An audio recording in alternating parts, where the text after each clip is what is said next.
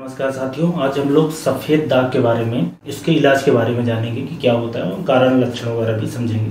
इसको हम लोग मेडिकल भाषा में विटिलिगो बोलते हैं। अब विटिलिगो में क्या होता है कि बेसिकली पिगमेंटेशन की प्रॉब्लम है। शरीर में जो एक हम स्किन के अंदर नीचे के लेयर में मेलेनोसाइट नाम का सेल होता है जो मेलानिन बनाता है, और उस स्किन का ये जो अलग अलग लोगों का कलर है वो मेलानिन की क्वांटिटी के बेस पे आता है। जितना ज़्यादा मेलानिन उतना डार्क कलर, जितना कम मेलानिन उतना कम कलर। अगर ये मेलानिन कम बनने लगे तो स्किन वहाँ पे सफ़ेद हो जाएगी। बेसिकली अगर नॉर्मल स्किन जैसे है और कोई एक एरिया में अगर ये मेलानोसाइट कम काम करे और मेलानिन बनना कम हो जाए तो उस एरिया में सफ़ेद सफ़ेद दाग आ जाएंगे। यही बीमारी होती है विटिलिगो।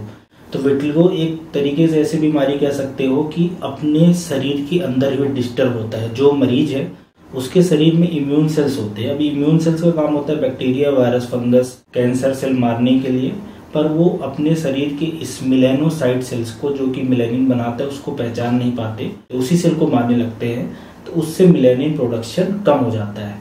तो ऐसा आप समझें कि विटिलिगो एक ऐसी समस्या है, सफ़ेद दाग एक ऐसी समस्या है जो शरीर के अंदर खुद ही डिस्टर्बेंस हुआ है।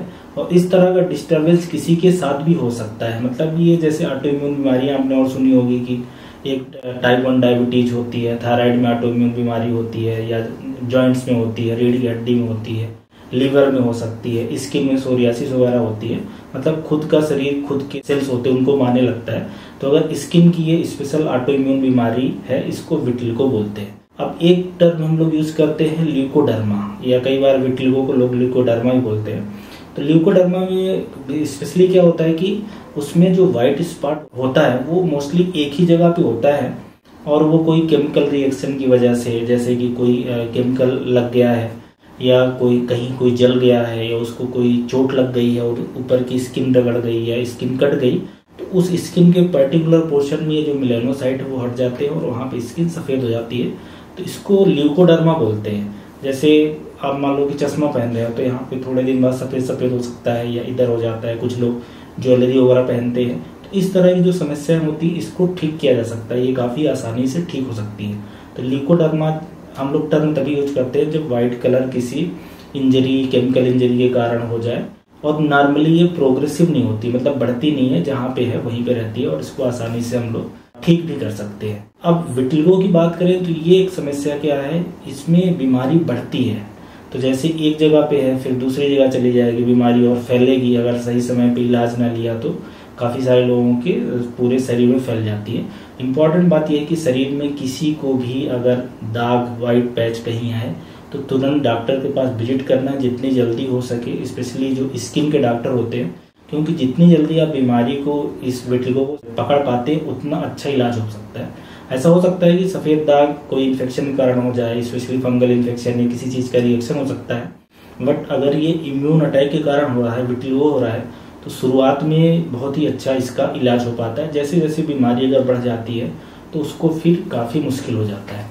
तो कहने का मतलब है कि अगर इस बीमारी के कारण की बात करें तो ये ऑटो इम्यून बीमारी के कैटेगरी में आती है, और इम्यून सेल्स ही इसको, अपना ही इम्यून सेल्स इस अपने सेल्स को मारने लगता है, इसलिए वहाँ पे मेलानिन पिगमेंट जो कि कलर देता है वो बंद हो जाता है। अब इसके अलग अलग टाइप हो सकते हैं कि फोकल हो सकता है, मतलब शरीर में सिर्फ एक आधी जगह है, या सेगमेंटल हो सकता है कि एक पर्टिकुलर एरिया में है, या पूरे शरीर में हो सकता है। नॉर्मली चेहरे पे जैसे होंठ है, या गाल हो सकता है, किसी की आंख की इधर हो सकती है, या हाथ में, फिंगर में, यहाँ पे कोहनी वगैरह, पैर की जो उंगलियां हैं, इन सब में यहाँ से स्टार्ट होता है और फिर पूरे शरीर में कुछ लोगों में फैलता है, कुछ में नहीं फैलता, कुछ में काफ़ी तेज़ी से फैलता है, कुछ में धीरे धीरे फैलता है। तो जो तेज़ी से फैलता है उसका इलाज करना थोड़ा सा कठिन रहता है, लेकिन अगर धीरे धीरे फैल रहा है और एक दो ही पैच बने हैं सफ़ेद दाग के, और स्पेशली चेहरे पे है या उम्र कम है, तो उनका ट्रीटमेंट काफ़ी आसान पड़ता है। और विटिलिगो की पहचान ये भी है कि ये इसमें जो दाग पड़ते हैं उसमें कोई ना तो खुजली होती है, ना कोई दर्द होता है, ना कोई सूजन होता है, ना कोई वहाँ पे इन्फेक्शन होता है। इसलिए ना तो ये इन्फेक्शन है, ना तो एक लोग से दूसरे लोग में फैलती है। मतलब साथ में रहा जा सकता है, छुआ जा सकता है, खाना खाया जा सकता है। कुछ लोग मानते हैं कि पुनर्जन्म में गलत काम किए होंगे इसलिए हुआ है, तो इस तरह का कुछ भी नहीं रहता है। जेनेटिक फॉल्ट है, वो किसी के साथ भी हो सकती है। लगभग 1% या आधा % लोगों को ये समस्या हो सकती है। जैसे शरीर में ऑटो इम्यून बीमारी किसी को किसी आर्गन में होती है, किसी को किसी आर्गन में हो सकती है। वैसे अगर किसी की स्किन में हुई तो ये विटिलिगो हो जाएगा। तो कहने का मतलब है कि ये छुआछूत फैलने वाली है, कोई इस तरह बीमारी नहीं है और ये कोई खतरनाक बीमारी भी नहीं, मतलब शरीर के अंदर कोई डैमेज नहीं होने वाला। इससे ना कोई कमजोरी, न थकान, न खून बनना कम हो जाएगा, ना कैंसर वगैरह हो जाएगा। मतलब अंदर शरीर की कोई दिक्कत नहीं आएगी, स्किन में भी कोई खास समस्या नहीं आएगी। सिर्फ वो मेलानिन पिगमेंट के कम हो जाने से या एब्सेंट हो जाने से वहाँ पे वो सफ़ेद हो जाता है। अब इम्पॉर्टेंट बात ये आती है कि इसको पहचाने कैसे, इसके लिए क्या जांचें हैं। तो जो विटिलिगो सफ़ेद दाग इम्यून अटैक वाला है बीमारी, उसमें ब्लड में कोई खास टेस्ट नहीं होता, उससे खून की जांच नहीं पता चलता। अगर पूरी तरीके से डेवलप हो गया है तो देख के पहचाना जा सकता है। लेकिन अगर शुरुआत के बिल्कुल सफ़ेद दाग आए हैं तो उस केस में हो सकता है कि वुड्स लैंप एग्जामिनेशन है, स्पेशल लाइट में उसको देखा जाता है, या डर्मोस्कोपी करना, या टिश्यू बायोप्सी ली जा सकती है दूसरी बीमारी को देखने के लिए, रूल आउट करने के लिए कि ये कुछ अलग बीमारी तो नहीं। हालांकि ये सारी चीज़ें यूजली नहीं करवाई जाती है, ज़रूरत नहीं पड़ती। तभी ज़रूरत पड़ती है जब बिल्कुल शुरुआती अवस्था हो, कई बार उसको देखना कठिन रहता है। अब आते हैं मेन चीज़ पे, इसके इलाज के बारे में। इलाज कराने का पर्पज सिर्फ कॉस्मेटिक है कि दिखता बेकार है इसलिए कराना है, और इससे और कोई अंदर समस्या नहीं है। तो इसमें दो इम्पॉर्टेंट चीज़ें ध्यान रखनी है। एक तो बीमारी इम्यून अटैक के कारण बढ़ रही है, मेलानोसाइट खत्म हो रहे हैं, उन मेलानिन बनाने की प्रक्रिया, तो उसको हमें कंट्रोल करना है। उसके लिए इम्यूनोसप्रेसिव दवा दी जाती है कि इम्यून सेल जो हमारा है, जो पेशेंट का इम्यून सेल ओवर एक्टिव हो गया है वो कम हो जाए, और दूसरा कि ये जो मेलानिन खत्म हो गया है उसके प्रोडक्शन को बढ़ाया जाए। तो मेलानिन का प्रोडक्शन तभी बढ़ा सकते हैं, या वो दूसरा जो एम है वो तभी कर सकते हैं जब पहली चीज़ हम लोग करें कि जो बीमारी बढ़ रही उसको रोकें, उसको स्लो करें, उसको स्टेबल करें। तो उसके लिए इम्यूनोसप्रेशन दवाइयाँ स्टेरॉइड होती हैं। अब आपने नाम सुना होगा कि ज़्यादातर ऑटो इम्यून बीमारी में स्टेरॉइड दी जाती है। क्यों? क्योंकि वो शरीर के जो इम्यून सेल्स हैं, टी लिम्फोसाइट है, एंटीबॉडी है, सबको वो कम करते हैं। तो खाने की दवा प्रिडनोसोलाम, मेथाइलप्रिडनोसोलाम या डेक्सामेथासोन जरूरत के हिसाब से, डोज के हिसाब से दी जा सकती है। मतलब कोई लगातार नहीं खिलाई जाती है, कुछ गैप दे देखिए, ये तो इंडिविजुअल केस पे डिपेंड करता है। इसके अलावा दूसरे भी इम्यूनोसप्रेसिव दवाइयाँ जैसे कि मिथोट्रिक्सेट या साइक्लोस्पोरिन और भी होती हैं, एजाथियोप्रिन, इस तरह की दवाइयाँ हैं जो इम्यून सेल्स को कम कर देंगी। तो ये दवा लेने से होगा क्या कि जो मेलानोसाइट मर रहा था वो रुक जाएगा। अगर रुक जाएगा तो शरीर के दूसरे हिस्सों में जो फैलने की प्रक्रिया है वो कम हो जाएगी। जहाँ पे हो गई है वहाँ तो हो गई है, लेकिन आगे वो बीमारी नहीं बढ़ेगी। इसके अलावा क्रीम भी आती है, जैसे कि स्टेरॉइड की क्रीम है, या एक टेक्रोलाइमस ऑइंटमेंट या क्रीम आती है। ये भी सेम रोल है इनका, लेकिन लोकल एक पर्टिकुलर एरिया में होता है।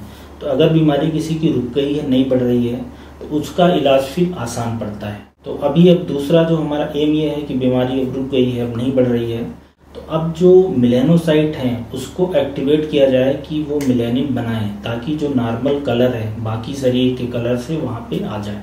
तो उसके लिए एक तरीका यूज किया जाता है जिसको हम लोग मेडिकल भाषा में फोटोथेरेपी बोलते हैं। फोटोथेरेपी मतलब स्पेशल लाइट आप बोल सकते हो कि एक आपको कमरे में, चेम्बर में बंद करके स्पेशल अल्ट्रावायलेट वी रेडिएशन दिया जाता है। मल्टीपल सेशन इसमें लगेंगे। इलाज मतलब ऐसा 6 महीने, 1 साल, 2 साल ऐसा चलता है। तो लाइट से आपका मेलानिन प्रोडक्शन स्टिमुलेट हो जाता है। तो नॉर्मली ये हॉस्पिटल, क्लिनिक वगैरह में फोटोथेरेपी दी जाती है।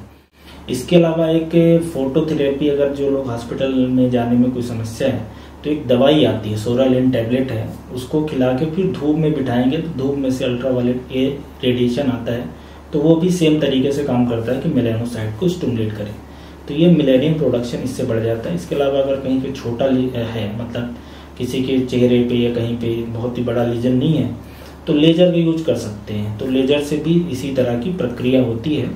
और एक और चीज़ है कि ऑपरेशन वगैरह का रोल है थोड़ा बहुत। ऑपरेशन क्या बेसिकली स्किन ग्राफ्टिंग है कि एक जगह जैसे शरीर में या एक जगह छोटे छोटे पैच हैं, वाइट पैच हैं, स्पेशली कॉस्मेटिक पर्पज के लिए कि दवाइयों से नहीं ठीक हो रहा है, लेजर वगैरह फोटोथेरेपी सब करा लिया आपने, तो आप ऐसा कर सकते हैं कि वहाँ पे चूंकि मेलानोसाइट बस एब्सेंट है, बाकी तो सारी चीज़ें ठीक हैं, तो किसी शरीर के दूसरे हिस्से से इस स्किन को लेके वहाँ पे इम्प्लांट कर देना। लेकिन ये तभी किया जाता है जब छोटी जगह पे हो और बीमारी बढ़ ना रही हो, 1-2 साल से वहीं के वहीं है, तो ऐसे केसेस में ये किया जा सकता है। इसके डिफरेंट टेक्निक्स हैं कि स्किन ये जो ट्रांसफ़र करना है मेलानोसाइट अलग अलग तरीके से। तो कहने का मतलब है कि जो एम है इस बीमारी का जो इलाज है, जल्दी पहचानना, फिर बीमारी को रोकने बाद फिर कलर प्रोडक्शन की जो प्रोसेस है मेलानोसाइट को स्टिमुलेट करना, ये विटिलिगो का इलाज है। आधे से ज़्यादा लोगों में इलाज कारगर रहता है, कुछ में हो सकता है कि ना भी हो, स्पेशली जिनमें बहुत तेज़ी से बढ़ रहा है या जिन्होंने बहुत लेट करा दिया। अब होता क्या है कि अलग अलग पैथी में लोग इलाज ट्राई करते हैं, क्योंकि इसका इलाज एलोपैथी में तो काफ़ी महंगा पड़ता है, तो थोड़ा समय, पेशेंस, ये सारी चीज़ें लगती हैं। खाने वगैरह के बारे में भी लोग पूछते हैं कि खाने का क्या है, तो साइंटिफिकली बोला जाए तो खाने का बहुत ज़्यादा इसमें रोल नहीं देखा गया है कि क्या खाओ क्या ना खाओ, पर एक ये चीज़ रहती है कि अगर आप ऐसी कोई चीज़ खाते हो जो मेलानिन प्रोडक्शन को बढ़ाती हो, जैसे ऐसी कोई चीज़ जिसमें जिंक हो या ग्लूटाथियान हो या विटामिन सी हो, इस तरह के खाने खाओगे तो उससे थोड़ा सा हेल्प मिल सकती है। साइंटिफिकली ऐसा कोई बहुत प्रूवन नहीं है। कुछ लोग सफ़ेद जो खाने होते हैं उससे डरते हैं, दूध वगैरह या कुछ ऐसा, तो ऐसा कोई साइंटिफिकली प्रूवन नहीं है, आप सारी चीज़ें खा सकते हो। और इससे संबंधित जितने भी इम्पोर्टेंट क्वेश्चन होते हैं सफ़ेद दाग विटिलिगो की समस्या से, वो मैंने बता दी है। उम्मीद है ये वीडियो हेल्पफुल होगा अगर कोई पेशेंट, मरीज ये इसको देख पाते हैं तो। Thank you.